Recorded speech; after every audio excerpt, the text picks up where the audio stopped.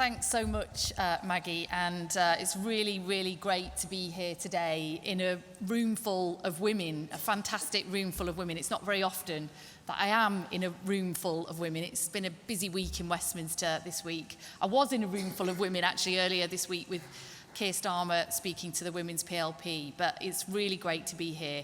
And how fantastic to follow Andrea Egan's first speech to UNISON's Women's Conference. What a brilliant speech that was, Andrea, and I'm delighted that you have been elected General Secretary. I think, like me, you were the kind of northern woman outsider who perhaps beat the establishment figure in getting elected, which is a bit like my story as well. But I look forward to us working together to make the change happen that you and I both want to see happen. And many of you know my predecessor as Deputy Leader, Angela Rayner, and I just want to take a moment to say something about Angela, because her journey in politics and as the outstanding representative that she still is and that she has been, began in this room in UNISON Women's Conference and in UNISON as a rep. And I've worked alongside her for a number of years, and she was an outstanding Deputy Prime Minister and Deputy Leader. And I just want to let you know that she's not going anywhere. She's not gone anywhere. She's still fighting, she's still contributing, and she's still leading. But yeah, I do have many expensive shoes of hers to fill. But I'm trying to do this job a little bit differently as the Deputy Leader, because I've not joined the government. I'm doing it entirely sort of politically, working alongside the government and the Prime Minister, working with them to help them succeed, because I want to make sure that we get some of the politics right in the Labour Party, but also in the government as well. And I feel I can do that job better by being part of the political cabinet, not necessarily the formal cabinet. And part of that is about making sure that I bring the voice of our broader movement to those decisions, so our members and our affiliated members with you. And that's why I'm so pleased to be here today to listen to what you're discussing, so that next time we have these conversations, I can make sure that I represent your voice at the political cabinet table. And I just want to say a few things also about our relationship between the Labour Party and with UNISON and our trade union movement, because I think that relationship that we have had for decades now, it really is our collective superpower, because we've got over 1 million affiliated members as part of our Labour Party, our Labour movement. And that really does connect us to every single workplace, every single community across the country. And no other political party has got such a wide and deep campaigning force around the country as we do. We share values, we share desires, and we share an agenda as well. And I want to thank you all for sticking with us, because I know it's not always easy, but for sticking with us in that journey, and for recognising what it says on the Labour Party membership card, that we do achieve more together than we do alone. I was thinking the other day, maybe I don't quite look 51, but I've been a member of the Labour Party and a member of trade union. I've been a member of the Labour Party for 35 years and a member of the trade unions for over 30 years as well.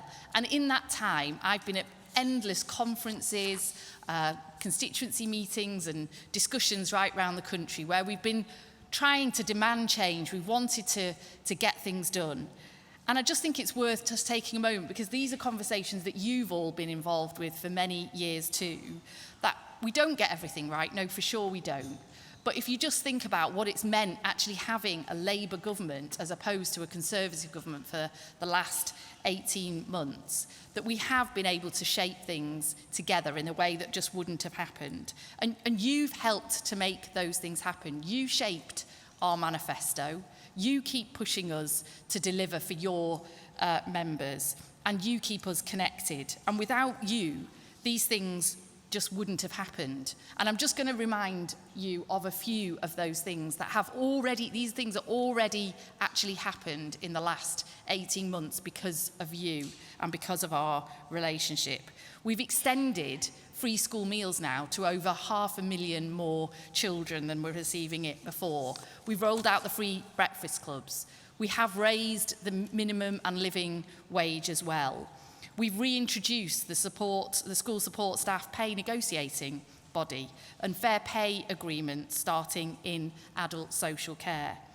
Rail and buses are now actually going to be run in the interest of passengers, not profits. Ending 0 hours contracts and establishing regular hours, building more social housing.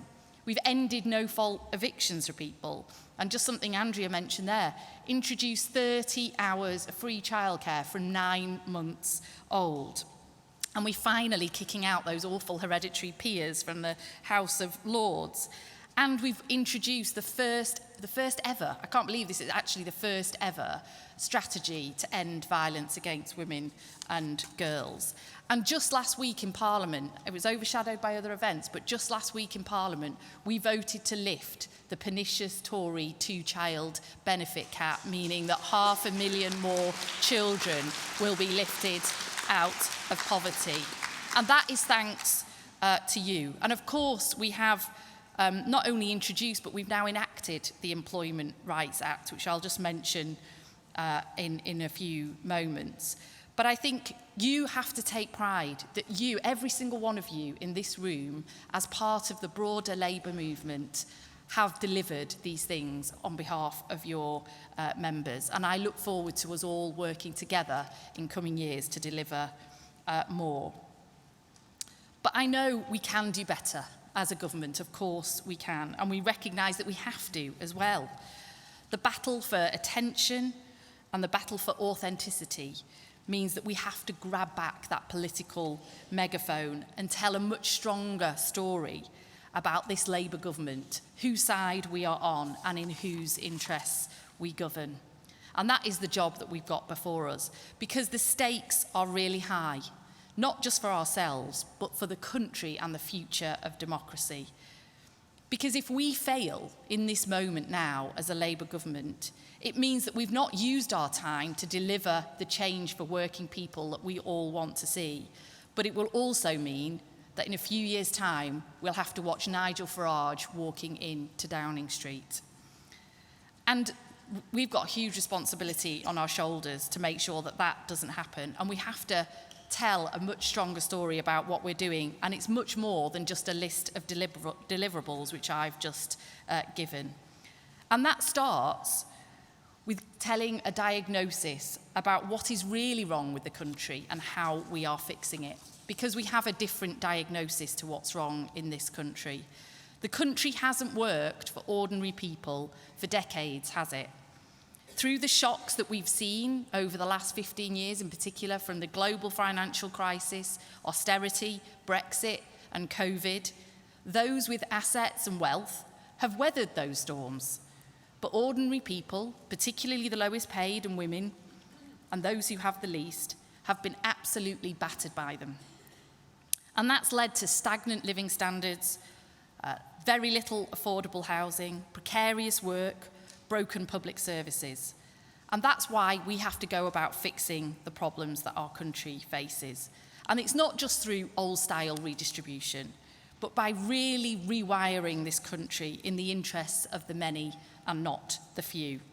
And I think that's how we'll tackle these deep-seated inequalities that now exist in wealth, in health, in education, and between our regions. And we have to show people much more strongly as a Labour Party and a Labour government that that's what we wake up every day thinking about. That's what every day we're fixated on getting right.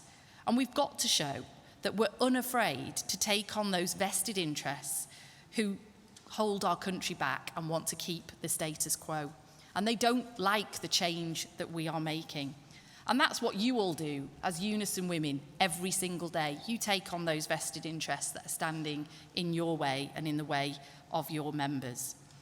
And it also starts with addressing the cost of living crisis, because it's the symptom of what's gone so wrong in the country. And it's also the thing that people care most about. And that's why we are creating more secure jobs of the future, with decent pay you can actually live off. People also need truly affordable housing. That's the bedrock of a better life. And access to world-class healthcare, skills, education and transport to ensure that those opportunities are fairly shared. And we've got to shape the new technological revolution that is coming so that we can rebalance the country and make sure that we don't actually put more and more power and wealth in the hands of a few rather than the many. And the proof points of this rewiring of the country and taking on the vested interest, the proof points are starting to come thick and fast.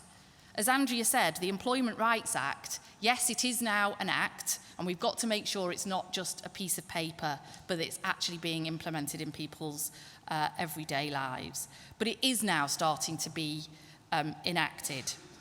And as well as better sick pay rights and ending fire and rehire and ending pernicious 0 hours contracts, there are day one parental and paternity leave rights, new protections for whistleblowers, making a sexual harassment disclosure, gender pay and menopause action plans coming into place, stronger sexual harassment protections. And I know that during this conference, you're launching a campaign on strengthening maternity rights and protections, and I really look forward to hearing about that and what else we can do to help you make that a reality. And as well as employment rights, just in the next few weeks, we will actually be ending no-fault evictions. That comes into force in April. We're giving people money off their energy bills, and we're lifting the pay for the lowest paid, just as mortgage rates are coming down as well. And this is all about rewiring the country for ordinary people. But look, we've got to be clear, haven't we? And it's been mentioned already today. We've got to be clear that our diagnosis about what's wrong with this country is completely different to Nigel Farage's. He thinks that if you round up all the immigrants and ship them off somewhere else, that life will get better for ordinary people. We profoundly reject that diagnosis. And he's really now starting to show his true colours, isn't he? His true Tory blue colours. Because let's be honest, after every defection that keeps coming along, we can now see what we all knew all along, which is that Nigel Farage is actually the love child of Enoch Powell and Margaret Thatcher, isn't he? Sorry, but he is. He's a true Thatcherite politician. He doesn't want the change that we want. He wants the economic status quo. He thinks that the vested interests are right, and that if you give a few tax breaks to the better off, that will eventually trickle down to everybody else. But we absolutely reject trickle-down economics. And here in the Northwest, we saw those policies in action for many, many years, and we saw that they never, ever reached our shores. So look, he is a fake. He's a phony. He's not the working class hero that he wants to portray himself, and he will be found out. And as Keir Starmer actually spoke about in his conference speech just next door to here last autumn, there are now two worlds emerging in politics. Those who want big change, change to how the economy is working, change to the country, change to make sure that it's working in the interests of the many and not the few. And those who think that the status quo is just fine, but instead blame others, blame immigrants, and create grievance and division. I think we all know which side of that divide we sit on and what our values speak to. And that's what we've all stood for together as trade unionists and the labour movement over decades. And it's change that we've fought for ever since we were founded. Because politics is painted in primary colours, as someone famously said. And whilst Nigel Farage's colour is now becoming distinctly blue, we have to be really, really clear that our colour is Labour red. So that's the fight we're in. We fight for these contested views of the world and what is really wrong with the country and how we're going about fixing it. And I just want to give a few dispatches from a by-election that's happening right next door to me in Manchester at the moment, in Gorton and Denton, because it is a by-election that's really testing these contested worldviews. And we're going to have to fight really hard to win it, and the stakes are really high. You know, I'm a proud Mancunian, and my city gave birth to the trade union movement, gave home to the suffragettes, grew the cooperative movement, and has always been a city built on equality, opportunity, and community spirit.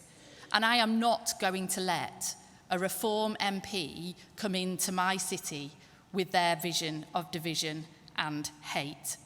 And their candidate they've got in this by-election, I don't know if you've been following this, is actually backed by Tommy Robinson. He's backed by Tommy Robinson, and he won't distance himself from it.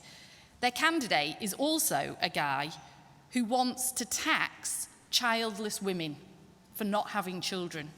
And he thinks that too many women go to university. I mean, honestly, this is what we are up against. And do you know what? Do you know what's really happening is women and men across Manchester are mobilising, they're galvanising to say, do you know what? We don't want this kind of politics in our city, and we don't want this kind of guy being an MP representing our city as well.